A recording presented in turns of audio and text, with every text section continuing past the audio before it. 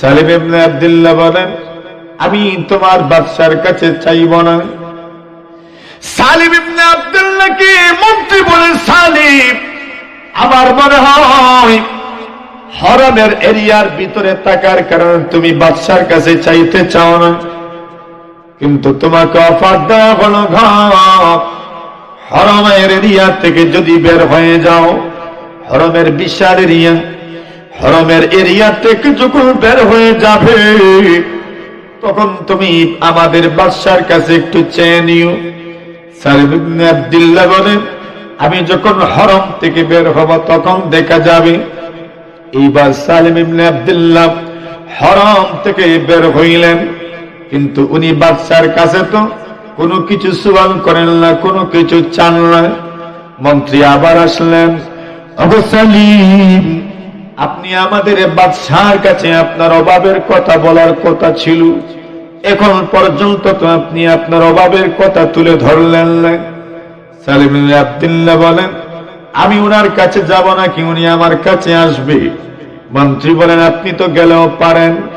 উনি বলেন, উনি যেহেতু মানুষের খেদমত করতে চায়, উনি আমার কাছে আসলেও তো পারে।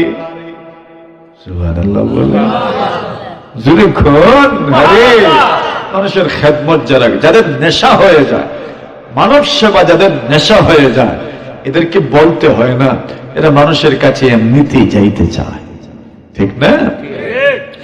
সালিম ইবনে আব্দুল্লাহর কথা যখন বাদশার কর্ণকুহরে পৌঁছল, বাদশা বললেন, ঠিকই তো বলেছে, কেউ যদি মানুষের খেদমত করতে চায়, সাইয়্যিদুন নাসি খাদিমুহু, একজন মানুষ বড় হতে হলে মানুষের সেবা করা লাগে, ঠিক কিনা? আল্লাহর নবীজির যতগুলো গুণ ছিল, গুণের কথা যদি আপনি চিন্তা করেন, বুখারী শরীফ খুলে দেখো, আল্লাহর নবীজির গুণের কথা খাদিজা বলেছেন, 1 নম্বর গুণ বলেছেন, ইন্নাকা লাতাসিলুর রাহিম। ওগো মুহাম্মদ, আপনার মধ্যে এমন কিছু গুণ আছে আল্লাহ কখনো আপনাকে বেইজ্জত করতে পারেন না। 1 নম্বর গুণ হলো মুহাম্মদ, আপনার 1 নম্বর গুণ, ইন্নাকা লাতাসিলুর রাহিম, আপনি আত্মীয়তার সম্পর্ককে জুড়ে রাখেন। সুবহানাল্লাহ, আত্মীয়তার সম্পর্ক জুড়ে রাখেন। আর আমাদের কাজ হইল আত্মীয়দের সম্পর্ক নারাজ হইছেন আমার উপরে। এই দুনিয়াতে দেখবেন দূরের মানুষের সাথে খুব ভালো সম্পর্ক, আর আত্মীয়দের সাথে সম্পর্ক ছিন্ন, ঠিক না? নবী বলেন, রিজেকের মধ্যে বরকত যদি চাও, ও হাসারগাঁওয়ের মুসলমান, পূর্ব হাসারগাঁও চৌপটির মুসলমান, তুমি যদি রিজেকের মধ্যে বরকত চাও, হায়াতের মধ্যে বরকত হবে যদি চাও, রিজেকের মধ্যে বরকত হবে যদি চাও, আল্লাহর পয়গম্বর আলাইহিস সালাতু ওয়াস সালাম বলেন, মান সাররাহু আইয়ুবসাতা লাহু ফি রিজকিহি আও ইউনসা ফি আতারিহি ফালিয়াসিল রাহিমা। আল্লাহর নবী বলেন, এ উম্মত, তুমি যদি চাও তোমার রিজকের মধ্যে বরকত হোক, তুমি যদি চাও তোমার হায়াতের মধ্যে বরকত হোক, আল্লাহর নবী বলেন, ফালিয়াসিল রাহিমা, আত্মীয়তার সম্পর্ককে জুড়ে রাখো, আত্মীয়দের সাথে সুন্দর সম্পর্ক জুড়ে রাখো। যদি রাখতে পারো, আল্লাহর নবীজি বলেন, আল্লাহ তোমাকে 2টা পুরস্কার দিবেন। 1 নম্বর পুরস্কার হলো হায়াত বরকত হবে, 2 নম্বর পুরস্কার হলো আল্লাহ রিজকের মধ্যেও বরকত দান করবে। আলহামদুলিল্লাহ, الحمد لله نحمده ونستعينه ونستغفره ونؤمن به ونتوكل عليه ونعوذ بالله من شرور أنفسنا ومن سيئات أعمالنا من يهده الله فلا مضل له ومن يضلله فلا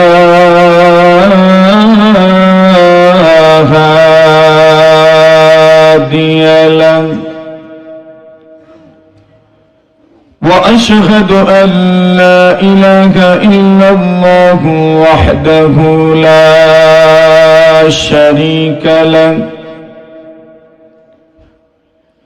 وأشهد أن سيدنا وسندنا وحبيبنا ومولانا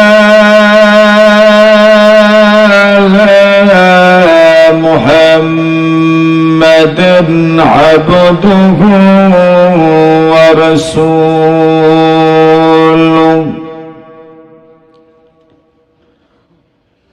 الذي أرسله الله تعالى إلى الناس كافة بشيرا ونذيرا وداعيا إلى الله بإذنه وسراجا منيرا أما بعد فقد قال الله تعالى في كلامه المجيد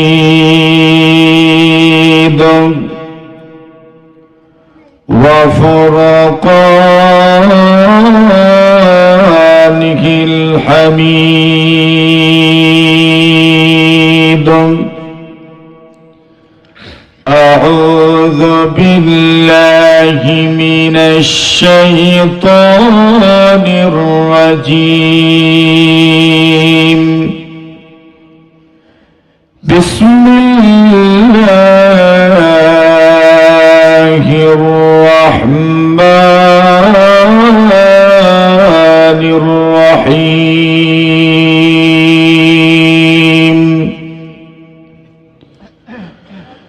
أقم الصلاة طرفي النهار وزلفا من الليل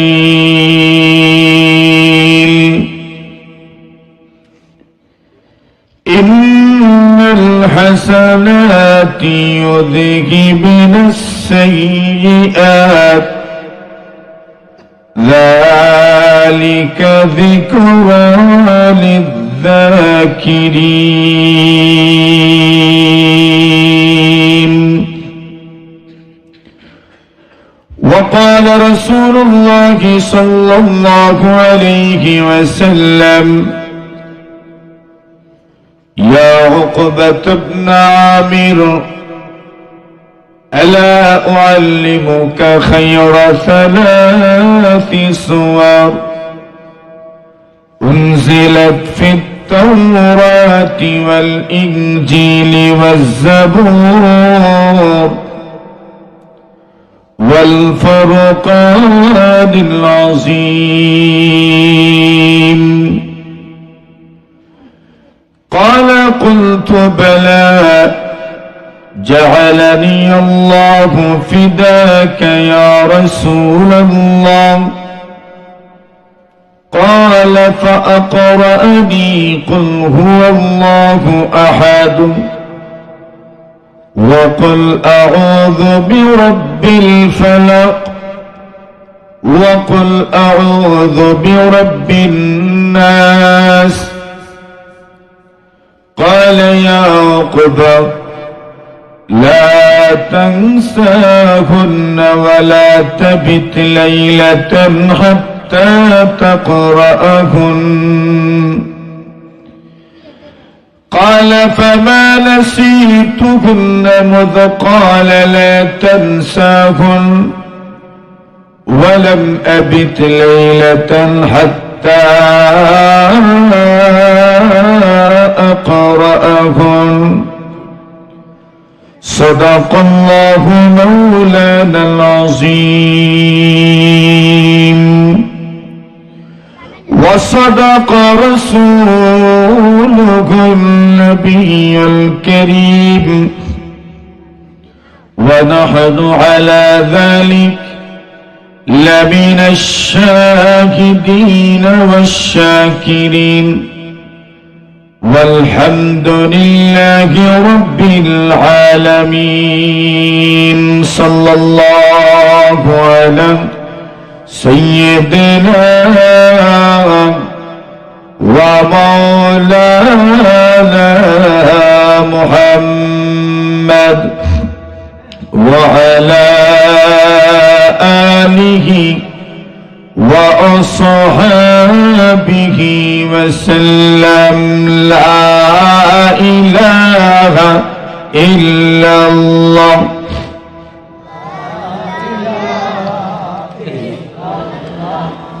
لا إله إلا الله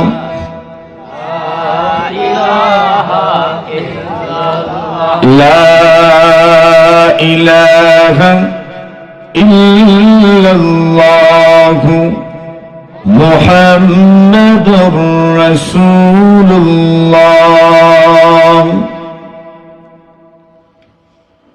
ঐতিহ্যবাহী সোনারঘাট এটা কথা বলে কেন? না না এরা কথা বলে কেন? এটা একটা কথা হইল, আপনারা সব মুরব্বী পিছনে আর আমার সামনে কারা?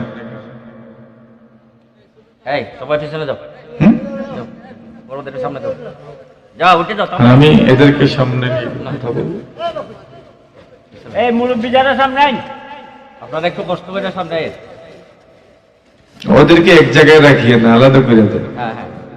এক জায়গায় রাখলেই বিপদে দেন। মাশাআল্লাহ, মুরব্বীরা একটু সামনের দিকে আসেন। মাশাআল্লাহ, একটু কষ্ট দিলাম আপনাদেরকে, মনে কিছু নিয়েন না। একটু জিকিরের সাথে লা ইলাহা ইল্লাল্লাহ,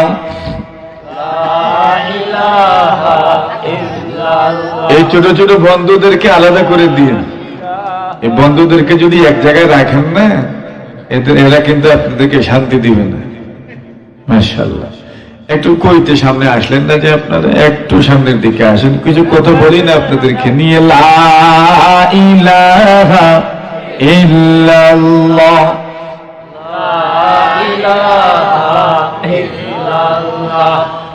লা ইলাহা ইল্লাল্লাহ,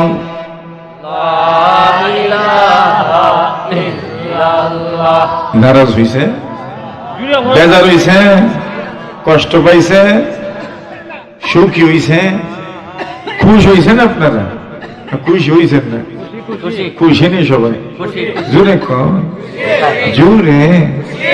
মাশাআল্লাহ, আল্লাহ যেন আপনাদেরকে যতদিন হায়াতে রাখেন, সুখী রাখেন, খুশি রাখেন। আমি তো বলতে রাজি না? জোরে সুরে। কত ওয়াজ আপনারা শুনছেন, আরো কত শুনবেন। আমি মধ্যখানে মাত্র কয়েকটা কথা আপনাদেরকে নিয়ে আলোচনা করতে চাই, যদি আপনারা মনোযোগ দিয়ে শুনেন। ইনশাআল্লাহ কই তো রাজি না আপনারা? জোরে দেখি কারার ইচ্ছা আছে, হাতটা তুলেন দি। একটু হাত নাড়া দেন, একটু জোরে তাকবীর দেই। নারায়ে তাকবীর। মাশাআল্লাহ। জনাবে নবী আকরাম সাল্লাল্লাহু আলাইহি ওয়াসাল্লাম এইভাবে মসজিদ নির্মাণ করেছেন। রাসূলুল্লাহ তার মসজিদকে সামনে রেখেই তার পুরা ইসলামী খেলাফতের, ইসলামী হুকুমতের, মদিনা নগর রাষ্ট্রের সব কিছু মসজিদ কেন্দ্রিক করেছিলেন। জানি না ওই মসজিদ নির্মাণে কোন ভাগ্যবান ব্যক্তিদের পরিশ্রম, মেধা, টাকা পয়সা ব্যয় হয়েছে। মনে রাখিয়েন, আল্লাহ রাসূল সাল্লাল্লাহু আলাইহি ওয়াসাল্লাম বলেন, যারা দুনিয়াতে মসজিদ নির্মাণ করে, ছোট হোক বড় হোক, তার তৌফিক মতো 1 টাকাও হোক, আল্লাহ তার জন্য জান্নাতে ঘর বানাবেন। এই কথা বিশ্বাস আছেনি আমাদের? আলহামদুলিল্লাহ। এই মসজিদকে সামনে রেখে কতগুলো কথা আমি মূলত আজকে বলতে চাই। আল্লাহর ঘর মসজিদ, এখানে যারাই ঢুকবে তারাই শান্তি সুখের ঠিকানা পেয়ে যাবে। মসজিদ কার ঘর? আল্লাহর ঘর।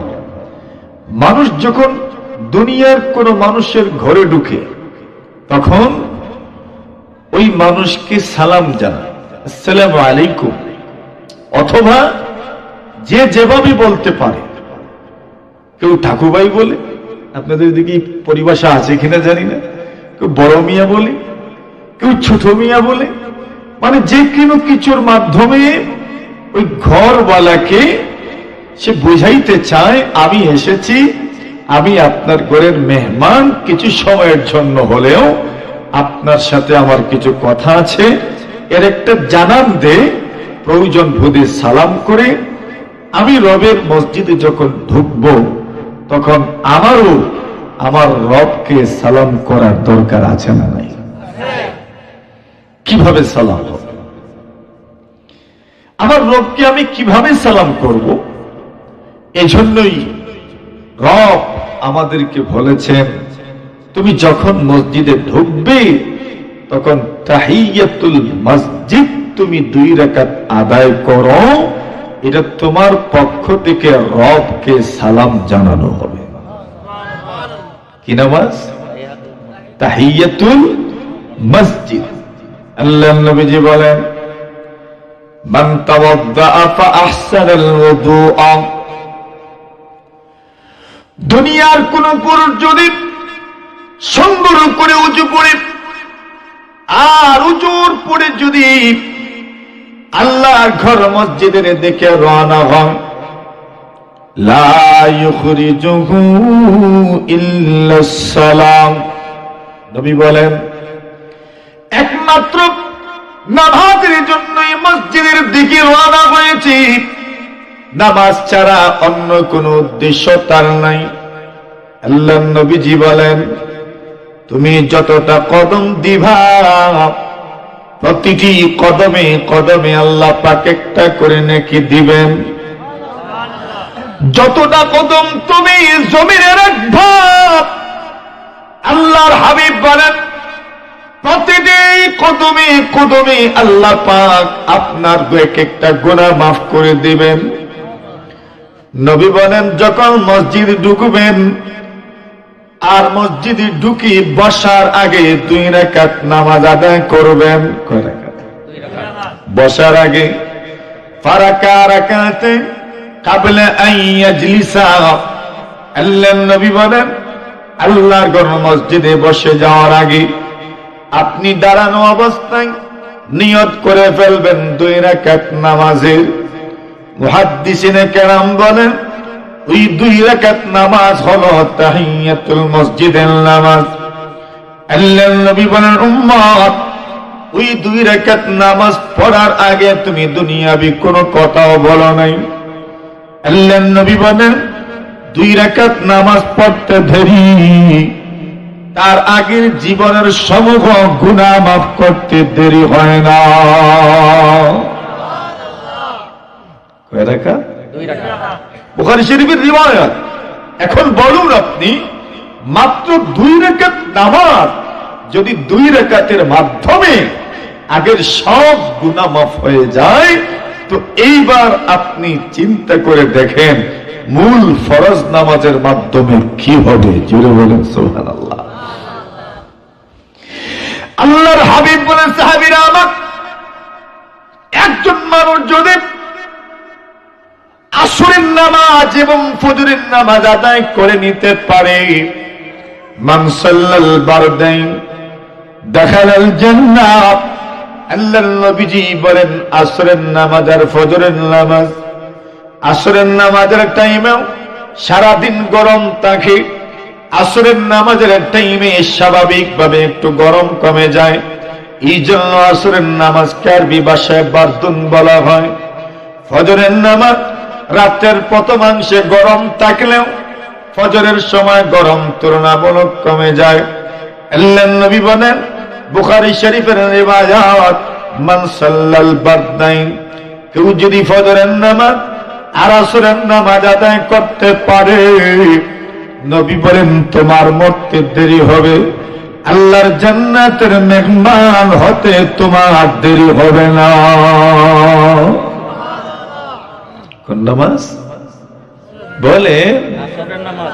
আসরের নামাজ আর ফজরের নামাজ। আর ওই দুই নামাজই হলো আপনার আমার জন্য সবচেয়ে বেশি অবহেলার নামাজ, ঠিক না?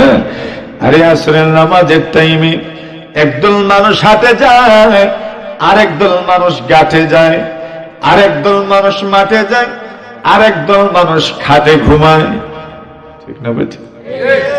যুবক যারা এরা ব্যাট বল নিয়ে মাঠে, আর মহিলারা গাঠে, আর যারা মোটামুটি স্বাবলম্বী এরা দেখবেন এই সময় ঘুমায় খাটে, আর মুরব্বীরা খরচপাতির ব্যাগ নিয়ে, সদাই পাতির ব্যাগ নিয়ে হাঁটে, ঠিক না ঠিক? তো এই নামাজ মানুষের বড় অবহেলার এক নামাজ। মান সাল্লাল বারদাইন দাখালাল জান্নাহ, নবী বলেন আসর এবং ফজর যদি যতভাবে আদায় হয়ে যায় আপনি জান্নাতি হয়ে যাবেন।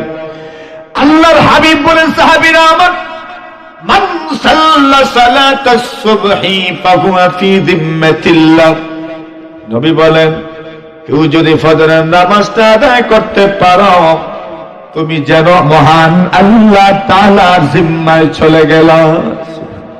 কার জিম্মা? আল্লাহ। ছোট একটা ঘটনা আপনাদেরকে শোনাই। হযরত সালিম ইবনে আব্দুল্লাহ রাহমাতুল্লাহি আলাইহি, আব্দুল্লাহ ইবনে ওমরের ছেলে, আব্দুল্লাহ ইবনে ওমর, উনি উমরের ছেলে। উমর তো গরম না নরম? যেরকম গরম মানুষ। ওনার ছেলে আব্দুল্লাহ ইবনে ওমর কানা মিন যুকাবিস সাহাবা, সাহাবায়ে কেরামের মধ্যে বড় দুনিয়া বিমুখ ছিলেন আব্দুল্লাহ ইবনে ওমর। আশিকি সুন্নাত, শুধু মুত্তাবি সুন্নাত নয়, আল্লাহর নবীর সুন্নতের অনুসারী নয়, আল্লাহর নবীর সুন্নতের আশিক যাকে বলা হয়। আল্লাহর নবীর সঙ্গে উনি হজের সফরে ছিলেন। আল্লাহর নবীর ইন্তেকাল হয়ে গেল 11 নম্বর হিজরি 3 নম্বর মাস রবিউল আউয়াল মাসে। আব্দুল্লাহ ইবনে ওমর এরপরে আরো অনেক বছর জীবিত ছিলেন। যখন হজে যেতেন, আল্লাহর নবীজি যত জায়গায় পেশাব করেছেন উনিও পেশাবের জন্য বসতেন। অনেক সময় দেখা যেত উনি বসেছেন আর উঠে গেছেন। সাথীরা প্রশ্ন করেন, আব্দুল্লাহ ইবনে ওমর সবে মাত্র বসলেন, আবার কেন উঠে গেলেন? আব্দুল্লাহ ইবনে ওমর বলেন, আমার পেশাবে ধরে নাই, কিন্তু এরপরও বসেছি। আমি যখন নবীজির সঙ্গে হজ করেছিলাম, আমি ওই জায়গাতে আমার পয়গম্বরকে পেশাব করার জন্য বসতে দেখেছি। জুড়ে বলে, আমার যদিও পেশা ভেতরে নাই, কিন্তু মনে মনে চিন্তা করলাম আমার নবীজিকে যেখানে পেশাব করতে দেখেছি ওই জায়গাতে আমি কমপক্ষে একটু বসে যাই। আমি কিয়ামতের কঠিন ময়দানে আল্লাহকে বলতে পারবো, বলি আপনার নবীজি যা যা করেছেন আমার জীবদ্দশা আমি তা করতে চেয়েছি। সুবহানাল্লাহ। কমপক্ষে সুরত তো ধরলাম। সুবহানাল্লাহ বলেন। দুনিয়াতে কত মানুষ সুরত ধরে, দেখবেন সুরত ধরলেও কাজ হয় না? সুরত ধরলেও কাজ হয়ে যায়। নবী আলাইহিস সালাতু ওয়াস সালামের সাহাবী আব্দুল্লাহ ইবনে ওমরের ছেলে সালিম ইবনে আব্দুল্লাহ হজ করতে গেছেন। হজ করতে গিয়ে কাবার গিলাফে ধরে কান্না করছেন। আল্লাহর নবীর উম্মতেরা বলেন, কাবার গিলাফে ধরে যত বান্দা বান্দি দোয়া করে সবগুলো দোয়া আল্লাহ তাআলা কবুল করে নেন। সুবহানাল্লাহ। হযরত সালিম ইবনে আব্দুল্লাহ এইবার খানে কাবার সামনে আল্লাহর কাছে দোয়ায় লিপ্ত হয়ে গেলেন, মালিক আমার এই দরকার, আমার এই দরকার, প্রভু গো আমাকে নামাজের তৌফিক দান করু, আপনার বিধিবিধান মানব, আমাকে তৌফিক দান করো গো আল্লাহ। কেমন বাক্যে কান্না করে আল্লাহর কাছে দোয়া করেন। ওই সময় যুগের বাদশাহ হিশাম ইবনে আব্দুল মালিক হজের জন্য রওনা হয়েছেন। উনিও হজ করছেন। বাদশাহ হিশাম ইবনে আব্দুল মালিক আব্দুল্লাহ ইবনে উমরের ছেলে সালিম ইবনে আব্দুল্লাহর কান্না যখন দেখেন, কান্না দেখে মনে মনে ভাবেন, জানি না রে ওই লোকটা জানি কত বড় বেহাল দশা তার, কত বড় হাজতমন্দ, কত বড় প্রয়োজনওয়ালা মানুষ, কত বড় নির্বোধ একটা মানুষ, যে লোকটা আল্লাহর কাছে পরিমাণ কান্নাকাটি করে। জানি না আমি এই লোকটা কত বড় অভাবী, যার অভাবের কারণে আল্লাহর কাছে তো কান্না করে দোয়া করি। বাদশার বড় দরদ লাগলো। বাদশাহ মন্ত্রীর মাধ্যমে ওই লোকের কাছে সংবাদ পাঠাইলেন, আরে আল্লাহর বান্দা, তোমার কি দরকার, তোমার কি প্রয়োজন, তোমার কোন জিনিসের অভাব?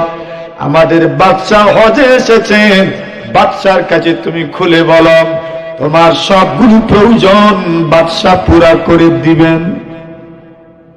সুবহানাল্লাহ তো বলেন। সালিম ইবনে আব্দুল্লাহ রাগ করে থাকাইছে, এত রাগান্বিত হয়েছে। মন্ত্রী বলেন, সালিম এত রাগান্বিত কেন হইলাম? সালিম ইবনে আব্দুল্লাহ বলেন, কেন রাগান্বিত হইলাম জানোনি? আমি তো দোয়া করছি কার কাছে? জোরে কর, আল্লাহর কাছে আমি দোয়া করছি।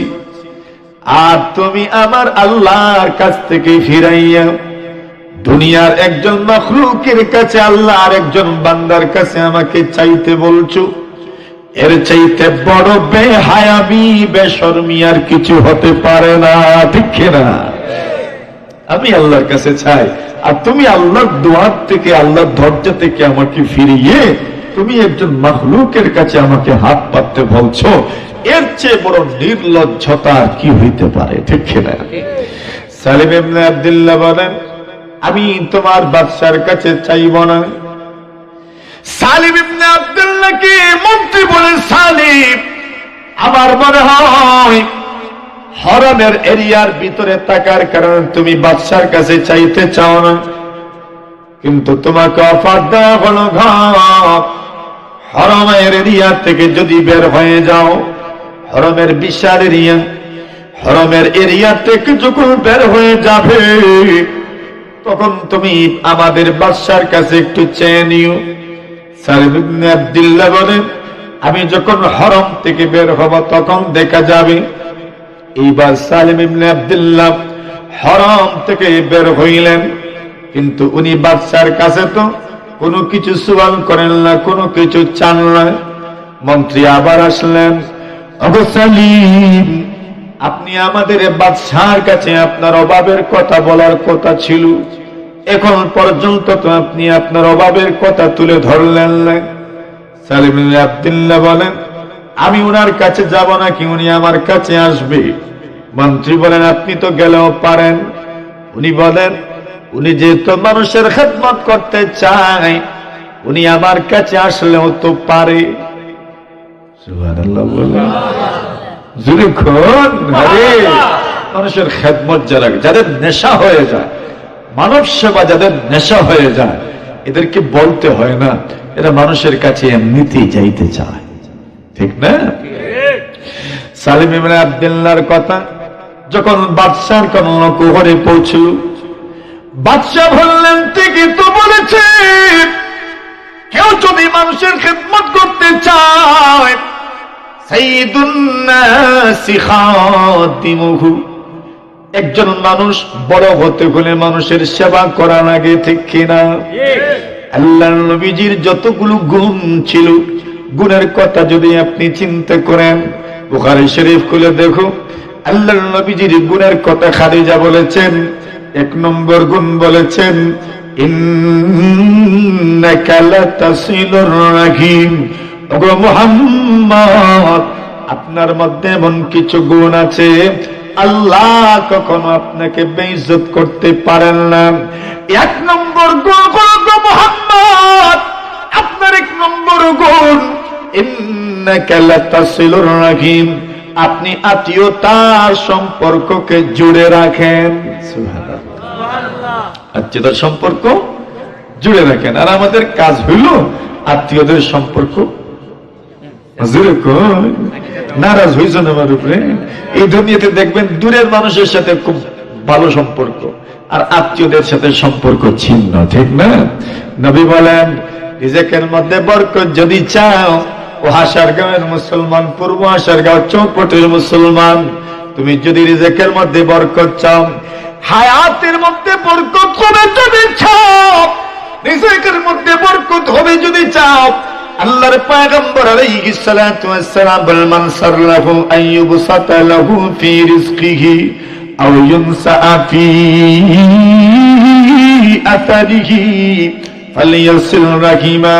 আল্লাহর নবী বলেন, এরে উম্মত, তুমি যদি চাও তোমার রিজকের মধ্যে বরকত হোক, তুমি যদি চাও তোমার হায়াতের মধ্যে বরকত হোক, আল্লাহর নবী বলেন ফালিয়াসিল রাহিমা, আত্মীয়তার সম্পর্ককে জুড়ে রাখো, আত্মীয়দের সাথে সুন্দর সম্পর্ক জুড়ে রাখো। যদি রাখতে পারো, আল্লাহর নবীজি বলেন আল্লাহ তোমাকে 2টা পুরস্কার দিবেন। 1 নম্বর পুরস্কার হলো হায়াত বরকত হবে, 2 নম্বর পুরস্কার হলো আল্লাহ রিজেকের মধ্যেও বরকত দান করবে।